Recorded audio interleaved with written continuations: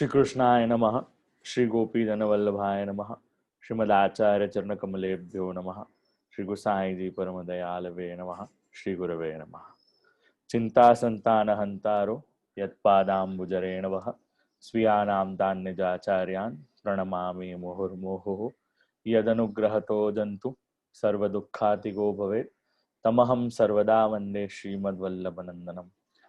अज्ञानतिमिरान्धस्य ज्ञानाञ्जनशलाकयां चक्षुरुन्मीलितं येन तस्मै श्रीगुरवे नमः।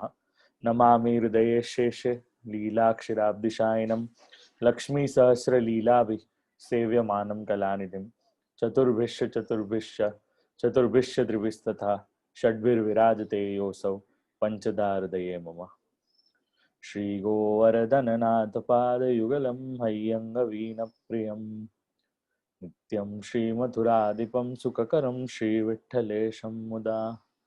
श्रीमद्भारवतिश्च गोकुलपति श्रीगोकुलेन्दुं विभुं श्रीमन्मन्मथमोहनं नटवरं श्रीबालकृष्णं भजे। श्रीमद्वल्लभविठ्ठलो गिरिधरं गोविन्दरायाभिधं श्रीमद्बालकृष्णगोकुलपतिनाथं रघूणांस्तथा एवं श्री यदुनायकं किल घनश्यामं च तद्वंशजान् कालिन्दीं स्वगुरुं गिरिं गुरुविभुं स्वीयप्रभुंश्च स्मरेत्। बर्हापीडं नटवरवपुः कर्णयो कर्णिकारं बिभ्रद्वासः कनककपिशं वैजयन्तीं च मालां रन्ध्रान् वेणुरधरसुधया पूरयन् गोपवृन्दै वृन्दारण्यं स्वपदरमणं प्राविशद्गीतकीर्तिः सौन्दर्यं निजरुद्गतं प्रकटितं स्त्रीगूढभावात्मकं पुंरूपं च पुनस्तदन्तरगतं प्राविशत् स्वप्रिये संश्लेष्टा उभयोर्बभौ रसमयः कृष्णो हि यत्साक्षिकं रूपं तत्त्रितयात्मकं परमभिध्येयं सदा वल्लभम्। श्रीवल्लभप्रतिनिधिं तेजोराशिं दयार्णवं गुणातीतं गुणनिधिं श्रीगोपीनाथमाश्रये सायं कुञ्जालयस्थासनमुपविलसत् स्वर्णपात्रं सुधौतं राजद्यज्ञोपवीतं परितनुवसनं गौरमम्भोजवक्त्रं प्राणानायम्यनासापुटनिहितकरं कर्णराजद्विमुक्तं वन्देर्धोन्मीलिताक्षं मृगमदतिलकं विठ्ठलेशं सुकेशम्। सर्वसाधनहीनस्य पराधीनस्य सर्वतः पापपीनस्य दीनस्य श्रीकृष्णः शरणं मम।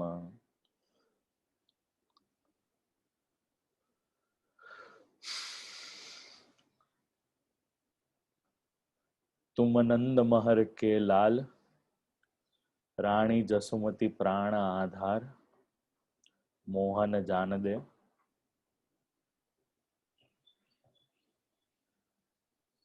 दान देहो गुजरेटी શ્રીમદ ભાગવતજીના એક શ્લોકના અનુસંધાનમાં નૃપવૃષ્ટે એટલે કે નૃપ જેવી ચેષ્ટા કરનાર એક ભાગવતજીના એક શ્લોકના ચોથા અંશના આધારે આ સમગ્ર દાન લીલાનું અર્થઘટન આપણે ત્યાં કરવામાં આવેલું છે. જો કે દાન લીલાનો વિસ્તાર આપણને ભાગવતજીમાં તો પ્રાપ્ત થતો નથી, છતાંય અત્યંત રસમય જે બધી કથા છે, અત્યંત રસમય માર્ગની બધી વાતો છે, એ શ્રી ગુસાઈજીએ દાન લીલા ઉલ્લાસ નામના ગ્રંથમાં કરવામાં આવેલ છે. આ ગ્રંથ શૃંગાર રસ મંડનના અંતર્ગત આ દાન લીલા ઉલ્લાસ આવે છે. આપણો પ્રવેશ ન હોય એના કારણે આપણને એમાં વધારે જાણવા મળતું નથી, પરંતુ દાન લીલા એક એવી લીલા છે જ્યાં રાજા જેવી રીતે પોતાની પ્રજા પાસેથી કર વસૂલે છે, એવી રીતે ભક્તોનું મન શ્રી ઠાકોરજીમાં રહે એના અનુસંધાનમાં જે બધી વ્રજસ્ત્રી એટલે વ્રજની ગોપીજનો છે એ લોકો પાસેથી ભગવાન સામેથી દાન અંગીકાર કરે છે, સ્વીકાર કરે છે. એનો ખૂબ સુંદર અર્થઘટન આપણે એમ જોવા જઈએ તો શ્રુતિરૂપા જે ગોપીઓ છે, શ્રુતિરૂપા ગોપીજનો જ્યારે ભગવાન કર માંગે છે તો ત્યારે શ્રુતિરૂપા ગોપીજનો એમ વિચારે છે કે જે વેદ એ પરમ તત્વ પામવાનો જે વિચાર આપે છે અને એ વેદના પ્રતિપાદિત અનેકવિધ જે સાધનો છે એનાથી તમને પામી શકાય છે, તો છતાંય તમને કદાચ પામી ન શકીએ. અને અહીંયા ભગવાન કે છે કે એ બધા સાધનો તો ખરા જ, પરંતુ મને પ્રેમ વધારે વાલો છે, મને સ્નેહ વધારે વાલો છે, અને એના માટેના સાધન કરવા જોઈએ. એના અનુસંધાનમાં દાનલીલાનો થોડુંક અર્થઘટન કરી શકાય.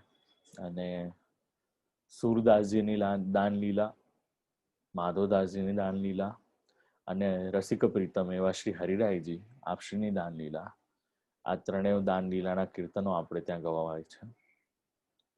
અને જે આપ લોકોને અતિ પ્રિય કીર્તન છે, મીઠો મદન ગોપાલ આજ દધી, મીઠો મદન ગોપાલ,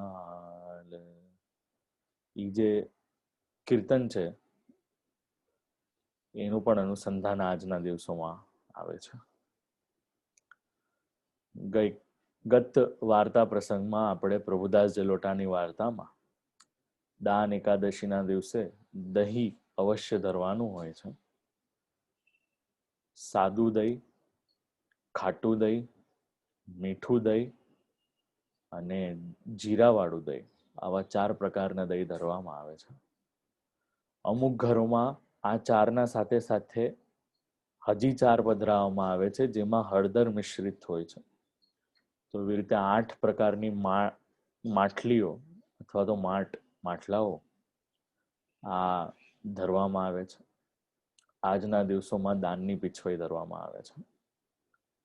એક ખૂબ સુંદર અર્થઘટન હતો દાન એકાદશી અને દ્વાદશી જ્યારે ભેગી હતી ત્યારે. દાન એકાદશી પૂર્ણ પુરુષોત્તમની લીલા છે. એના થકી જ્યારે પણ દાન અને વામન દ્વાદશી ભેગી હોય તો દાન એકાદશીના દિવસે દાન એકાદશીનો સાજ, સાહિત્ય, વસ્ત્ર, આભરણ ધરવામાં આવે, કારણ કે પૂર્ણ અવતારની લીલા છે, પૂર્ણ પુરુષોત્તમની લીલા છે. અને આવતા દિવસે જો બારસ હોય તો એ દિવસે વામન અવતારના જે દિવસનો સાજ, સાહિત્ય, શૃંગાર ઇત્યાદિ ધરવામાં આવેલા હોય તો એ બધા ધરવામાં આવે છે. કારણ કે વામનજીએ અમુક પ્રકારની લીલા, જે બલિરાજાનો સમર્પણ હતો એને અંગીકાર કર્યો હતો. તો એના કારણે આપણે આ વાતનું અનુસંધાન લઈને વાર્તા ક્રમાંક જે 21 છે, પ્રભુદાસ ભાટ, આચાર્ય ચરણના સેવક પ્રભુદાસ ભાટ સિંહનંદમાં રહેતા હતા, તેમની વાર્તાનો ભાવ કહેવાનું અહીંયા શરૂ કરીએ છીએ. હવે આચાર્ય ચરણ નું લીલા પરિકર જે છે એ બધા અંતરંગ સખા અને સખીઓ છે. તો અહીંયા જે અંતરંગ સખી છે એનું નામ છે કલહંસી. એક ભાટ હતા, એમને ત્યાં રહેતા હતા, એમના ઘરે એમનો જન્મ થયો હતો. પ્રભુદાસ ભાટના પિતા છે એ દેશાધિપતિના આગળ ચાલતા હતા, દેશાધિપતિના કવિત કરતા હતા. ત્યારનો એક સમય હતો, સ્થાનિક કોઈ રાજા હોય અથવા તો દેશમુખ અથવા તો દેશ પાંડે હોય, એને અમુક જાગીર દેવામાં આવેલી હોય અને એ જાગીરના રક્ષક અથવા તો એડમિનિસ્ટ્રેટર તરીકે એમનો આખો રોલ નિયુક્ત કરવામાં આવેલો હોય. તો એ સંદર્ભમાં કાવ્ય શાસ્ત્ર ઇત્યાદિને ખૂબ પોષણ દેવામાં આવતું હતું. ત્યારની ઇકોસિસ્ટમ જે હતી ત્યાં આર્ટિસ્ટને પ્રમોટ કરવામાં આવતું હતું. ત્યારની જે ઇકોસિસ્ટમ હતી ત્યારે પોએટ્સને આગળ કરવામાં આવતા હતા. ત્યારની જે સિસ્ટમ હતી તો ત્યાં નોલેજને પ્રેફરન્સ દેવામાં આવતું હતું. ત્યારની જે સિસ્ટમ હતી એમાં માણસે પોતાના ભરણ પોષણ માટે એટલો વિચાર કરવો નહોતો પડતો, કારણ કે આખી જે વર્ણાશ્રમની આપણી પ્રક્રિયા હતી તો એ વર્ણાશ્રમનું અનુસંધાનમાં ઘણા બધા લોકોને પોતપોતાની આજીવિકાના માટેના સાધનો પ્રાપ્ત થઈ જતા હતા, કારણ કે સોસાયટી પોતે એફર્ટ્સ લેતી હતી આ બધા લોકોનું ધ્યાન રાખવાના માટે. તો આ અનુસંધાન જ્યારે આપણે લઈ રહ્યા છે ત્યારે પ્રભુદાસના પિતા એમના પાસે દ્રવ્ય ઘણું હતું, કારણ કે દેશાધિપતિનું કાવ્ય કરતા હતા. એટલે હવે જ્યારે પ્રભુદાસ 10 વર્ષના થયા હતા, મહામૂર્ખ થયા હતા. ઘણીવાર આપણને લાગે કે આપણા બાળકમાં બધી પ્રકારની ક્વોલિટીઝ હોવી જોઈએ, પરંતુ આપણને ખબર નથી કયા ઉંમરે, કયા પ્રસંગે, કયા અનુસંધાનમાં એની બધી આ સ્કિલ્સ દેખાઈ આવવાની છે, અથવા તો એની લાઈફ ટર્ન થવાની છે, અથવા તો એનામાં કોઈ પ્રકારના એવા ચેન્જીસ આવવાના છે. તો અહીંયા મહામૂર્ખ થયા હતા. પિતાએ પોતાની ફરજ નિભાવવાનો પ્રયત્ન કર્યો હતો, ખૂબ ભણાવ્યા હતા, પણ ભણ્યા નહીં. પિતાનો દેહ જ્યારે છૂટ્યો હતો ત્યારે પ્રભુદાસ 15 વર્ષના થયા હતા. દિલ્હી આવ્યા હતા, દેશાધિપતિના પાસે ગયા, કહ્યું કે કઈ કવિત કહો. ત્યારે કહ્યું કે મને કવિત શું હોય એ પણ ખબર નથી, એટલે આ જે મને ઠાકુર ખાવાનું આપે છે એ ખાઉં છું, અને એના પછી મને શું જરૂરત પડે. દેશાધિપતિએ કહ્યું કે આને ગામના બહાર કાઢો. તો ગામના બહાર કાઢ્યા. હવે વિચાર આવ્યો કે અહીંયા તો આ તો બહુ વિચિત્ર થયું આપણા સાથે. દિલ્હીથી ઉદાસ થઈને પાછા આવ્યા. મથુરા આવીને વિશ્રામ ઘાટ ઉપર રડવા લાગ્યા કે મને આવી રીતે મૂર્ખ શા માટે બનાવ્યો ભગવાને. ઘણીવાર આપણે જે પ્રશ્ન કરી રહ્યા હોય છે ભગવાનને કે મને મૂર્ખ શા માટે બનાવ્યો, દૈવી જીવ હોય અને આવો પ્રશ્ન કરે તો એના પર શ્રી આચાર્ય ચરણની કૃપા થાય. જ્યાં જાઉં છું ત્યાં મને આદર સન્માન કોઈ કરતું નથી. હવે આદર સન્માન ઘણા વ્યક્તિઓને એવું હોય કે એમને જ્યાં સુધી બોલાવવામાં ના આવે, એમને આદર સન્માન કરવામાં ના આવે તો એમને બહુ ખોટું લાગે આવે.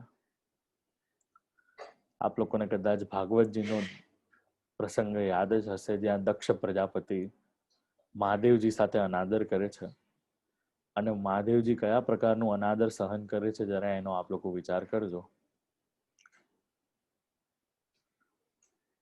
ભાગવતજીના દક્ષ પ્રજાપતિ સતી ચરિત્રમાં આખો એનું અર્થઘટન કરવામાં આવેલું છે. એમાં અનેકવિધ પ્રકારના જે દોષ છે એમાંથી એકાદો દોષ આપણે એ પણ જાણીએ કે આપણને ઘણીવાર ઉત્તમ કુલમાં જન્મ થયો હોય, ઐશ્વર્ય હોય, ધન હોય, બહુ જ્ઞાન હોય, એવા ઇત્યાદિ ઘણા પ્રકારના દોષો જણાવવામાં આવેલા છે. તો આજે જે હ્યુમિલિટીનો જે ડંકો બધે વાગી રહ્યો છે તો કોઈ નવી પ્રકારનો ડંકો નથી. આ તો આપણને શાસ્ત્રીય વચન પણ આપણને હમ્બલ રહેવાનું જ સમજાવે છે. Humility is the key to success. જેને આદર સન્માન ઇત્યાદિની બહુ બધી અભિચેષ્ટા હોય તો ઘણીવાર એવું થતું હોય છે કે એ પછી ત્યાં જ અટવાઈ જાય છે. જરા તાનસેનનો પ્રસંગ આપ લોકો 252 વૈષ્ણવોમાં યાદ કરી લેજો.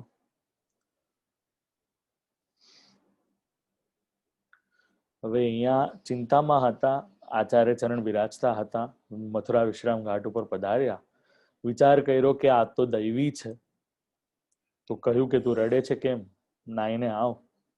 પ્રભુદાસ નાયા, નામ નિવેદન કરાવ્યું, પોતાના સ્વરૂપનું અને આચાર્ય ચરણના સ્વરૂપનું જ્ઞાન થયું, અને ત્યારબાદ ગાયું, જબતે બિછુરિયો નાથ સો, પરિયો જગત ભવ કૂપ, તાહિત વલ્લભ પ્રગટ હુએ, દર્શાયો નિજ રૂપ. શ્રીનાથજીથી જ્યારથી વિખૂટો પડેલો હતો અને આ જગતના ભવકૂપમાં પડ્યો હતો, તો ત્યાં મારું હિત કરવા માટે પ્રગટ થયા એવા શ્રી વલ્લભ, જેમને પોતાનું નિજ સ્વરૂપ મને જણાવ્યું અને મને સમજાવ્યું. આ સાંભળીને શ્રી આચાર્ય ચરણ પણ ખૂબ પ્રસન્ન થયા. પ્રભુદાસને આ માર્ગની જે બધી લીલાઓ હતી તે બધી સ્ફુરવા લાગી.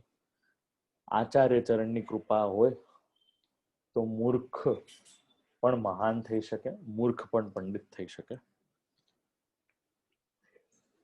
ગુરુ એની મહિમા, શ્રી કૃષ્ણ જ્ઞાન દો ગુરુ, શ્રી કૃષ્ણનું જ્ઞાન દેવાવાળા ગુરુ એવા શ્રી આચાર્ય ચરણ છે. તો શ્રી આચાર્ય ચરણ કૃપા કરે તો પતિતમાં પતિત જે જીવું હોય એ પણ થઈ જાય, એનું પણ કલ્યાણ થઈ જાય. આ પતિત જીવથી બે વસ્તુ યાદ આવી મને. આપણે ત્યાં અસ્પૃશ્ય, અસ્પર્શ અને એવી એક ગાથા ચાલીને આવી છે જે છે અનટચેબિલિટીની. જે હરિજન સમાજ અથવા તો અન્ય જ્ઞાતિનો જે સમાજ હતો એ બ્રિટિશર્સના ટાઈમમાં ડિવાઇડ એન્ડ રૂલના કોન્સેપ્ટમાં ન કરવાના જે કાર્યો હતા એના કારણે આખી ઇન્ડિયન ઇકોસિસ્ટમને બ્લાઇન્ડ સાઇડ કરવામાં આવેલી હતી, આખી ઇન્ડિયન રિલિજિયસ સિસ્ટમને બ્લાઇન્ડ સાઇડ કરવામાં આવેલી હતી. અને એનું એકાદું કારણ એ જ હતું કે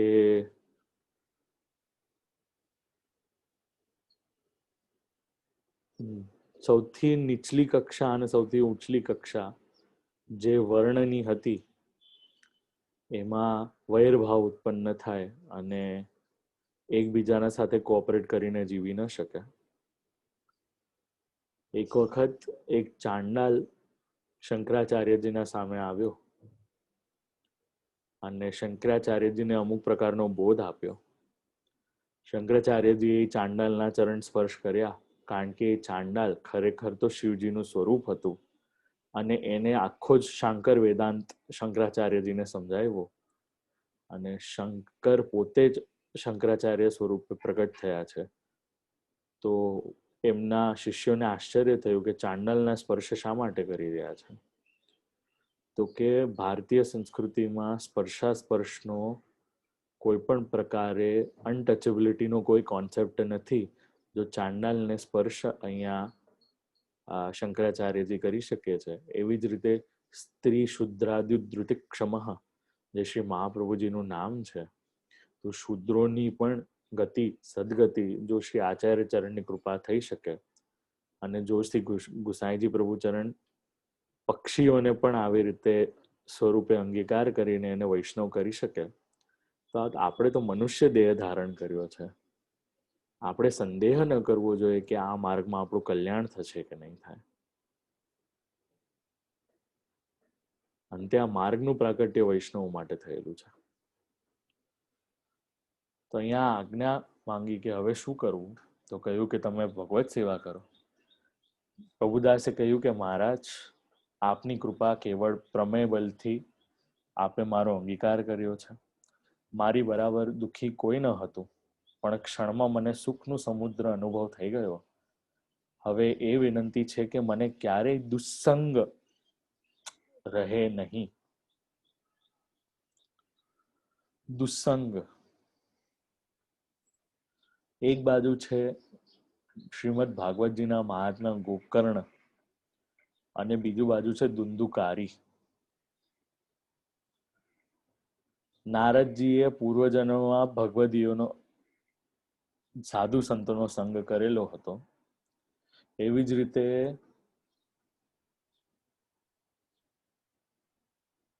ગોકર્ણે પણ એની નાની વયમાં સાધુ સંતો ઇત્યાદિનો સંગ કરેલો હતો. અને ધુંધુકારી વૈશ્યા ઇત્યાદિનો સંગ કર્યો, અનેકવિધ સ્ત્રીઓ ઘરમાં રાખી.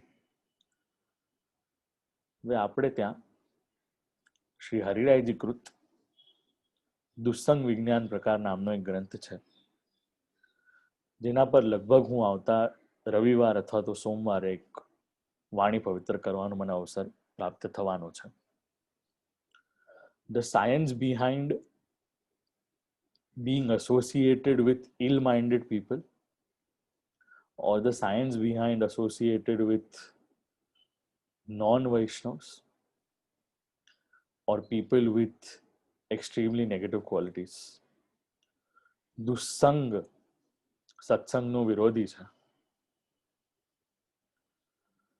તો જ્યારે એ અધ્યયન હું કરી લઈશ ગ્રંથને વિસ્તારમાં થોડુંક, તો ત્યારે એના થોડા પોઈન્ટર્સ હું આપ લોકોને ફરી એકવાર જણાવીશ. અહીંયા ટૂંકમાં હું એટલું કહી દઉં છું, જસ્ટ બીકોઝ એક મનુષ્યએ ઘણીવાર તિલક ધારણ કર્યું હોય અને મીઠી વાણી બોલતો હોય, એનો અર્થઘટન એ નથી કે એ સારો વૈષ્ણવ છે. જો એનામાં વૈષ્ણવતાના લક્ષણ ન હોય, અગેન હરિરાયજી કૃત વૈષ્ણવ લક્ષણાની નામનો એક ગ્રંથ છે, એ લક્ષણોને જો ટીકમાર્ક આપણે ચેકલિસ્ટ બનાવીએ અને એ લક્ષણો એમાં ન દેખાતા હોય, તો એ વૈષ્ણવ નથી, અપિતુ વંચક છે. He is a હિપોક્રેટ. એ દંભ કરે છે અને એ વૈષ્ણવ કહેવાના લાયક નથી. અને આવા વૈષ્ણવોનો સંગ એ દુસ્સંગ સમાન છે.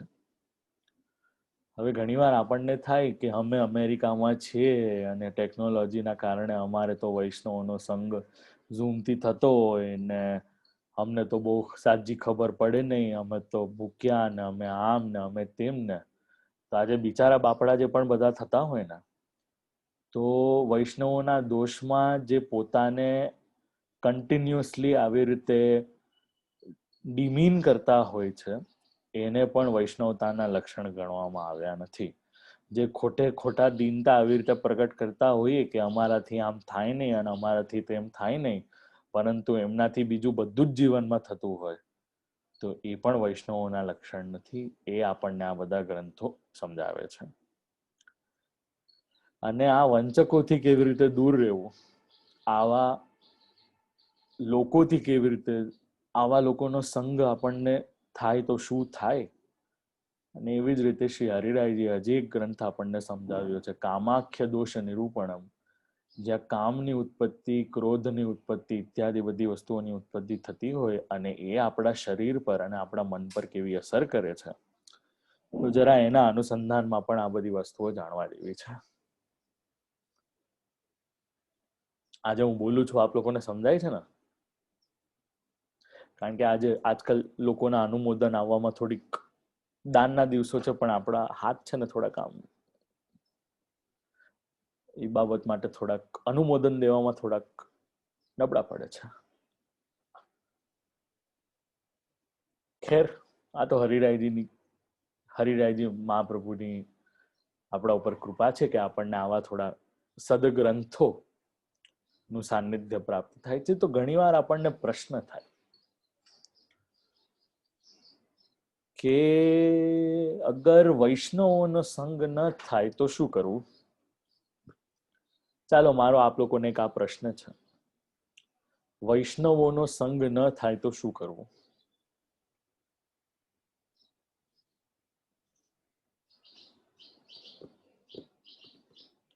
વિચારવા જેવો પ્રશ્ન છે. અને આવી સ્થિતિ આપણે ત્યાં આવે જ છે અને આવશે પણ. તો જ્યારે વૈષ્ણવોનો સંગ આપણાથી શક્ય ન હોય, ત્યારે શ્રી મહાપ્રભુજી વિરચિત ગ્રંથોનો આશ્રય લેવો, આચાર્ય વાણીનો આશ્રય લેવો, અને શ્રી ઠાકોરજીની વાંગમય સ્વરૂપ એવા શ્રીમદ ભાગવતજી એનો આશ્રય લેવો. આ બધાનો આશ્રય લઈએ એ સત્સંગ તુલ્ય જ છે. કારણ કે હિપોક્રેટ લોકો સાથેની સંગતિ રાખવી એના કરતા ગ્રંથોનો આશ્રય લેવો એ આપણા જીવન માટે વધારે લાભદાયક છે, સુખકારી છે અને ઉદ્ધાર આપી શકે એવી પણ શક્તિ અને લીલા એવા આ ગ્રંથોમાં રહેલી છે. હવે આપણે વિચાર કરીએ કે મૃત્યુ એ તો આવવાનું જ છે. તો મૃત્યુ આવવાનું હોય, ઇન શોર્ટ જે મેં આપ લોકોને કહ્યું, શાસ્ત્રમ અવગત્ય મનોવાગ દેહૈ શ્રી કૃષ્ણ સેવ્ય, એના અનુસંધાનમાં છે. અને પુરુષોત્તમજીની પણ એક પુરુષોત્તમજી વિરચિત પણ એક મંગલાચરણ છે કે મહાપ્રભુજીનું લખેલું ભાષ્ય સુબોધિની ઇત્યાદિને પ્રણામ કરે છે. હવે નવલક્ષ ગ્રંથ કરતા એવા શ્રી પુરુષોત્તમજી જે સર્વોત્તમ સ્તોત્રનો પાઠ કરીને ગ્રંથોના પહેલા અને છેલ્લા શ્લોકને યાદ કરીને એક માયાવાદી પંડિતને હરાવીને નિજ સેવ્ય શ્રી બાલકૃષ્ણ પ્રભુ અસોટિયા બિરાજેલા શ્રી દ્વારકાધીશ પ્રભુ ઇત્યાદિની સેવા કરનાર અને જેમણે વાદ ગ્રંથો, એક ગ્રંથની વાત આવી છે તો આપ લોકોને વાત કહું. કૈવલ્ય ઉપનિષદ નામનો એક ઉપનિષદ છે. કૈવલ્ય ઉપનિષદ પર શ્રી પુરુષોત્તમજીની ટીકા ઉપલબ્ધ છે. મૂલતયા આ કૈવલ્ય ઉપનિષદ શિવજીના કોન્ટેક્સ્ટમાં છે, પરંતુ કૈવલ્ય શબ્દની પરિભાષા અને શિવ અને વિષ્ણુ એની કોરિલેશન કેવી રીતે છે, આખા કૈવલ્ય ઉપનિષદને પુષ્ટિમાર્ગીય અથવા તો વૈષ્ણવ દ્રષ્ટિકોણથી કેવી રીતે જોવાનું, આવું સત્કાર્ય આપણે ત્યાંના પૂર્વજ આચાર્ય પૂર્વાચાર્ય એવા શ્રી પુરુષોત્તમજી મહારાજે આ ગ્રંથ પર આલેખન કર્યું છે. એવું કહેવાતું હતું કે ગાડાઓના ગાડા પધરાવીને આ પધારતા હતા અને એક સાથે 4 લેખનિયાઓ લેખન કાર્ય કરતા હતા. તો એકાદશીના દિવસે આપનો પણ ઉત્સવ હતો. એના સંદર્ભમાં એક આપ લોકોને વાત કહું છું. અને શ્રી મહાપ્રભુજીથી 5મી પેઢીએ હરિરાયજી અને 7મી પેઢીએ પુરુષોત્તમજી, આ બે આચાર્યવર્ય સમકાલીન હતા. અમુક સમય સાથે એક જ સમયમાં બિરાજેલા હતા. ભલે પોતપોતાની ફિલોસોફીઝમાં એમને એકબીજાથી ઘણીવાર ઓપોઝિટ થોટ્સ પણ પ્રગટ કર્યા છે, બટ એકમ સત વિપ્રાહા બહુધા વદંતી, આ એક જ સત્ય છે જેને અલગ અલગ રીતે આપણા સામે પ્રસ્તુત કરવામાં આવેલું છે. તો એ કોન્ટ્રડિક્શન્સને અથવા તો પોતપોતાની થિયરીઝને પણ આપણે એક્સેપ્ટ કરીએ અને આ વાર્તામાં આપણે આગળ વધીએ. વાર્તા બહુ જ સ્ટ્રેટ ફોરવર્ડ છે. પછી આપ લોકોને એવું લાગશે કે આ વાંચ્યો અને એનો ભાવ પ્રકાશ કહી દીધો, પરંતુ આ બધી માર્ગની રસમય વાતો આપણે જાણીએ તો આપણને ખ્યાલ આવે કે આ વાર્તાઓને આપણે કઈ વિસ્તૃત રીતે વધારે સારી રીતે સમજી શકીએ છીએ.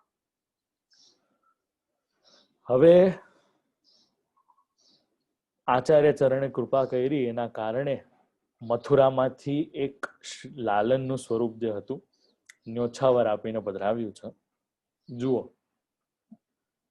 જ્યાં શક્ય હતું ત્યાં મહાપ્રભુજીએ છે ને વૈષ્ણવ પર છોડ્યું છે, તને કયું સ્વરૂપ જોઈએ છે. અને જો એક જીવન હોય ને તો આપણું જે સ્વરૂપમાં ચિત્ત લાગે એ સ્વરૂપ સિદ્ધ કરાવીને સેવા કરું. ઘણીવાર આપણે ઘરના ચિત્રજી જીર્ણ થઈ જાય છે, આપણે દર્શન પણ ન કરી શકીએ. તો પોતાના ગુરુચરણોને આજ્ઞા કરવી કે પ્રભુ દર્શન થતા નથી, જો આપની આજ્ઞા હોય તો અપરસમાં સિદ્ધ કરાવીને નવા ચિત્ર છે એને ધરીએ અને એના પાછળ જૂના ચિત્રજી પધરાવી દઈએ તો આપણને ગુરુચરણો આજ્ઞા આપે અને આપણું ચિત્ત ફરી શ્રી ઠાકોરજીમાં લાગી શકે.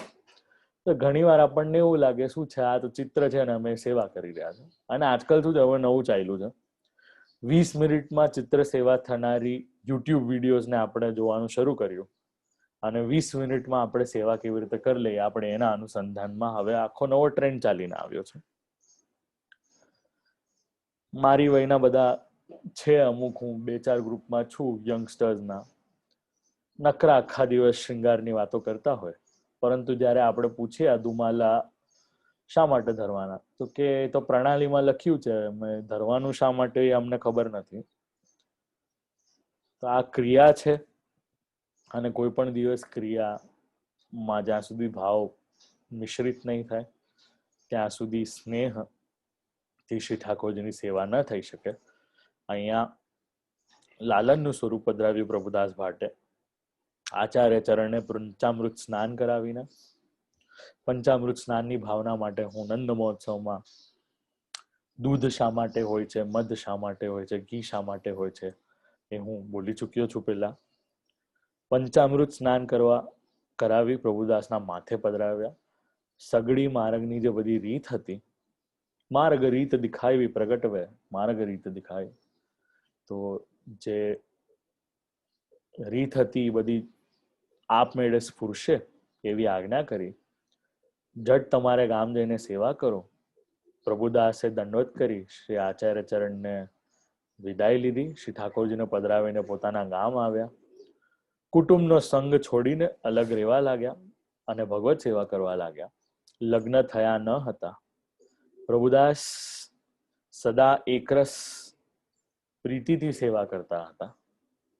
રાતે વૈષ્ણવોનો સંગ કરે, દ્રવ્ય ઘરમાં ઘણું હતું, ભગવત સેવા કરે, ગુરુ સેવા કરે, વૈષ્ણવોની સેવા કરે. લૌકિક વૈદિક બધું છોડી દીધું હતું. આમ કરે તેથી વૈષ્ણવો વખાણ કરવા લાગ્યા, જ્ઞાતવાળા નિંદા કરવા લાગ્યા. મેં એવું શ્રવણ કર્યું છે ક્યાંક કે જ્યારે પ્રગતિ થતી હોય અને આપણે વિચાર કરીએ કે આપણો માટે કોઈ હિત શત્રુ ઊભા થયા છે, તો વિચાર તો સમજવું કે આપણે સાચા માર્ગ પર ચાલી રહ્યા છે. અને અમારે ત્યાં સંસ્કૃતમાં એક સુભાષિત છે, છોકરી વરને જુએ, છોકરો કન્યાને જુએ, માં છોકરાના વ્યવહારને જુએ, બાપ છોકરાની સંપત્તિને જુએ, અને જે બારાતીઓ આવેલા હોય એને આનાથી કશું લાગતું વળગતું નથી. એને કેવલ લાગતું વળગે એ છે કે જમવામાં કઈ કેટલી પ્રકારની વાનગીઓ અને આઈટમો બનાવવામાં આવેલા છે. અને આજકાલ બોમ્બેમાં તો નવું ફેશન ચડ્યું છે, એમને ઇટાલિયન વગર ચાલે નહીં. એમને પાણીપુરીનું એ કાઉન્ટર જુએ. જેટલા દાગીનામાં ખર્ચા થતા હશે એનાથી વધારે કેટરિંગમાં ખર્ચા થાય છે. અને આ બારાતીઓ ને આ જ જોઈતું હોય, એવી રીતે જ્ઞાતિજનોને પણ આ જ જોઈતું હોય કે તમે કંઈક કરો અને પછી લોકો તમને સંભળાવે. એટલે પોતાની જ્ઞાતિ નિંદા કરવા લાગી. પણ વૈષ્ણવ એને કોઈથી વાંધો આવે નહીં. તો મને એક વાત કહો, શ્રી ઠાકોરજી જ્યારે વેણુનાદ કરવા પધારેલા અને જ્યારે ગોપીજનો આવ્યા, શ્રી ઠાકોરજીએ કહ્યું પાછા જાઓ. ગોપીજનો પાછા ગયા હતા?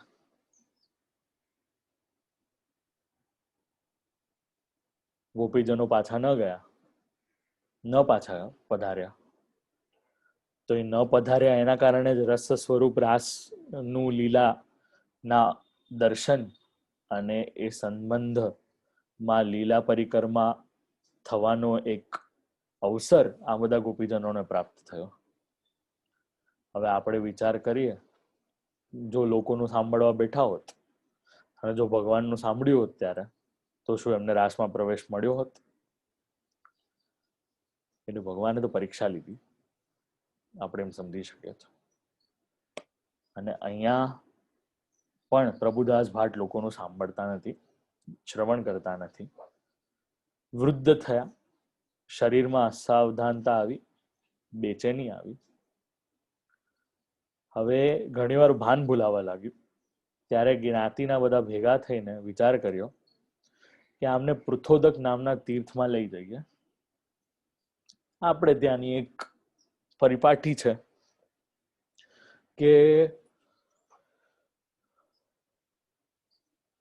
અયોધ્યા, મથુરા, માયા, કાશી કાંચી અવંતિકા, પુરી દ્વારાવતી ચૈવ સપ્તૈતે મોક્ષદાયિકા. અયોધ્યા, મથુરા, કાશી, કાંચી, અવંતિકા, પુરી અને દ્વારાવતી,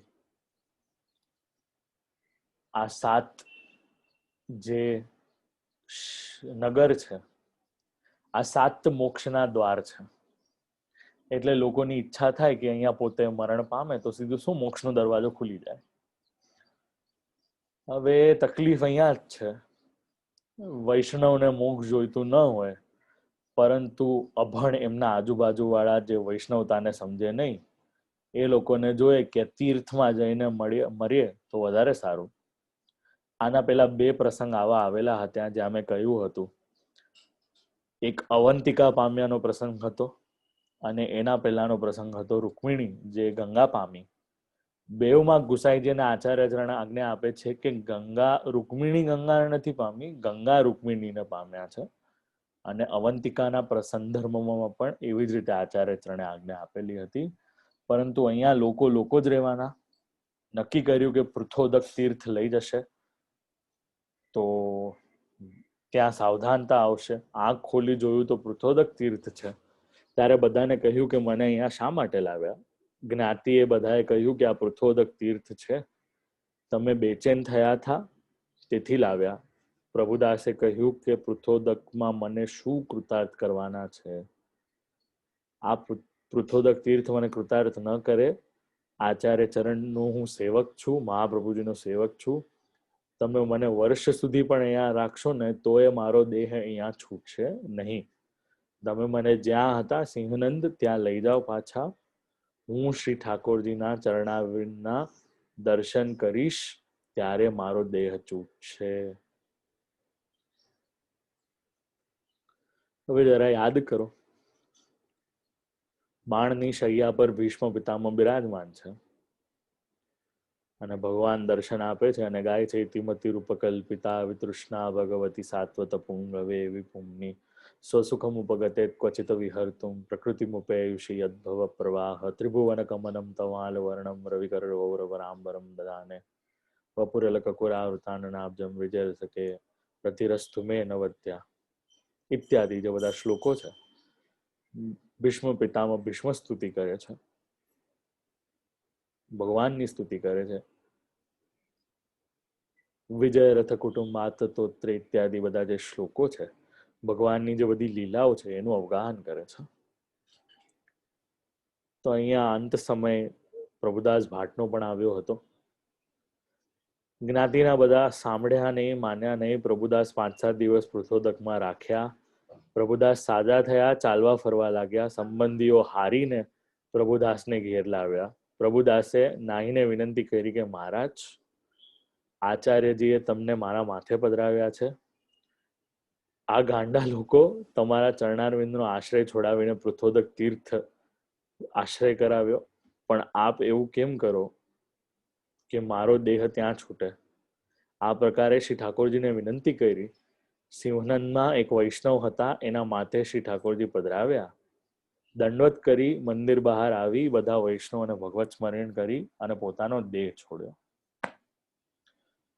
બધા વૈષ્ણવ ત્યાં ભેગા થઈ ભગવદ વાર્તા કરી, પ્રભુદાસની વડાઈ કરે.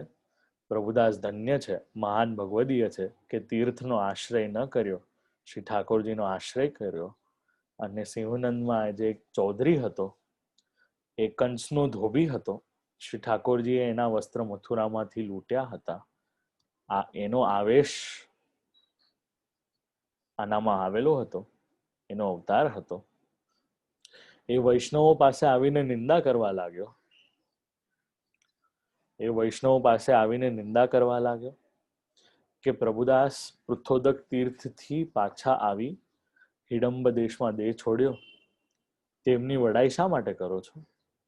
ત્યારે ગામના ચૌધરીએ જાણીને વૈષ્ણવોને ચૂપ કર્યા.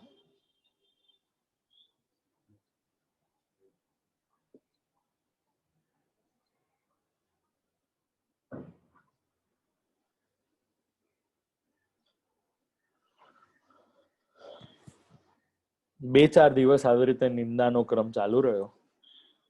નિંદા, જરાક આ બાબત માટે આપણે જરા વાત કરીએ. નિંદા કરવી જોઈએ ન કરવી જોઈએ? સાધારણ રીતે આપ લોકો જવાબ આપશો કે નિંદા ન કરાય, કરવી ન જોઈએ. પરંતુ નિંદા કરીએ તો શું થાય?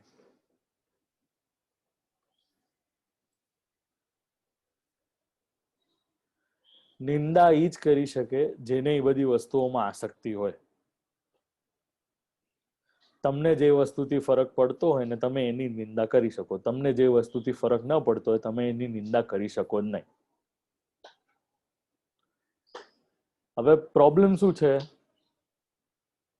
આપણને અલૌકિક ચિંતાના બદલે લૌકિક ચિંતાઓ જેટલી બધી વધી ગઈ કે આપણે કોઈ દિવસ અલૌકિક ચિંતાને આપણે પ્રાયોરિટી જ ના આપી શકીએ.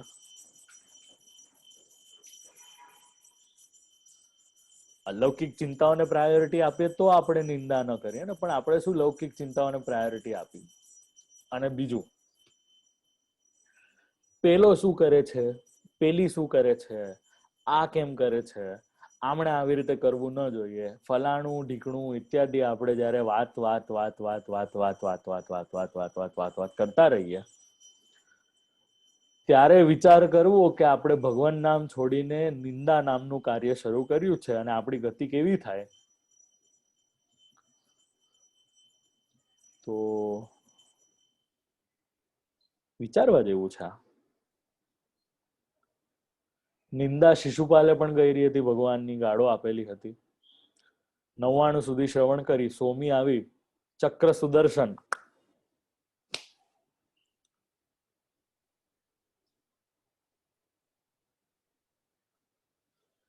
હવે 2-4 દિવસ આ નિંદા ચાલી. રાતે સૂતો હતો ત્યારે 4 જણ ગદા ઇત્યાદિ લઈને ચૌધરીને ખાટલા પરથી ઊંધો પાડ્યો અને મારવા લાગ્યા. ચૌધરી કહ્યું કે તમે મને શા માટે મારો છો? મેં તમારું શું બગાડ્યું છે? ત્યારે પોતાનું ઇન્ટ્રોડક્શન આપ્યું. અમે વિષ્ણુ દૂત છીએ. તમે પ્રભુદાસની નિંદા કરી. શા માટે કરી? આજે મારી મારીને તમારા હાડકા બધા ખોખલા કરી નાખવા છે. ચૌધરીને આવી રીતે માર્યો કે હવે જો તું પ્રભુદાસની નિંદા કરશે તો વિચારી લેજે. કહ્યું કે નિંદા નહીં કરું, હવે વડાઈ કરીશ. વડાઈ કરીશ, આપ લોકો મને છોડો. આમ કહી વિષ્ણુદૂત ગયા. બીજે દિવસે વૈષ્ણવો ભેગા થઈને પ્રભુદાસની વડાઈ કરતા હતા. ત્યાં કિરત ચૌધરી આવ્યો. પ્રભુદાસ મોટા ભગવદી હતા એવું કહ્યું. એમને તીર્થ સાથે શું કામ, એમને તો શ્રી ઠાકોરજીનો આશ્રય. આ રીતે ઘણી વડાઈ કરી. વૈષ્ણવો ત્યાં ચકિત થયા. પૂછ્યું કે તમે પેલા તો નિંદા કરતા હતા. એ મનુષ્યનું હૃદય પરિવર્તન થાય ને ત્યારે જ એને બધું ખબર પડે કે આ કરવું જોઈએ ને આ ન કરવું જોઈએ. હવે કહ્યું કે જ્યારે મેં પોતાની પીઠ આવી રીતે દેખાડી ત્યારે 4 જણા આવીને મને રાત્રે ખૂબ માર્યો. પ્રભુદાસની નિંદા કરી શા માટે? તેથી તેઓ મહાન ભગવદીય હતા. તમે સુખે તેની વડાઈ કરો, વખાણ કરો. પછી બધા વૈષ્ણવો પ્રસન્ન થઈને વખાણ કરવા લાગ્યા કે પ્રભુદાસ આવા ભગવદીય હતા. ભાવ પ્રકાશમાં આપણને એક વસ્તુ જાણવા મળે છે કે વાર્તાનો જે એક સિદ્ધાંત, પુષ્ટિ માર્ગીય વૈષ્ણવ કોઈ તીર્થનો આશ્રય ન કરવો, શ્રી આચાર્ય ચરણનો આશ્રય કરવો. વળી ભગવદીયની નિંદા કરે તો એને આ લોકમાં તો દુઃખ થાય, મરે ત્યારે નરકમાં જાય. કેમ કે ભગવદીયનો ભગવાનને ભગવદીય પ્રેમ પ્રિય છે. પોતાનો અપરાધ સહી શકે પરંતુ પોતાના ભક્તનો અપરાધ સહી શકતા નથી. ય વ્રત માધો પ્રથમ લિયો, જો ભક્તને કોઈ ઇત્યાદિ જે કીર્તન છે એમાં આપણને નૃસિંહ ચતુર્દશીના દિવસે જ્યારે બધા કીર્તનો ગાવામાં આવે છે તો તે એના અનુસંધાનમાં આપણી વસ્તુ જાણી શકીએ છીએ અને સમજી શકીએ છીએ. હવે ઘણી વાર આપણને પ્રશ્ન થતો હોય તો કે આ બધા દોષોથી કેવી રીતે આપણે દૂર રહી શકીએ. પુષ્ટિ માર્ગમાં 4 વસ્તુ છે જેનાથી આપણે દૂર રહેવા જેવું છે. પહેલું છે એમાં અસમર્પિત. ઘણીવાર આપણે કોઈ પણ ઘણા બધા કાર્ય કરીએ છીએ તો એ શ્રી ઠાકોરજીના ઉપલક્ષમાં કરતા નથી, અપિતુ પોતાના લૌકિક પ્રસિદ્ધિ ઇત્યાદિ માટે જ્યારે કરીએ છીએ, અથવા તો આપણે કોઈ પણ વસ્તુ લાવીએ છીએ અને એને શ્રી ઠાકોરજીની સેવામાં આપણે વિનિયોગ કરતા નથી. બીજો છે અસદાલાપ. વૃથા વાતો બધી જે બધી કરવી, જે ભગવત સંબંધી ન હોય અને આપણે કન્ટિન્યુઅસલી એનું રટન કરતા રહીએ, મનન કરતા રહીએ, ચિંતન કરતા રહીએ, વાતો કરતા રહીએ, તો તેના અનુસંધાનમાં પણ આપણે આ વસ્તુ સમજવા જેવી છે.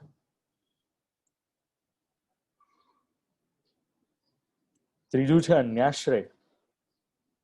ભગવાનનો આશ્રય છોડીને આપણે 25 જગ્યા મૂર્ખના જેમ જઈએ અને પોતાનો આશ્રય સ્થાપિત કરીએ અને એક્સેપ્શન્સ કાઢવાનું શરૂ કરીએ કે અમારા પૂર્વજો આમ કરતા હતા એટલે મારે પણ કરવું જોઈએ.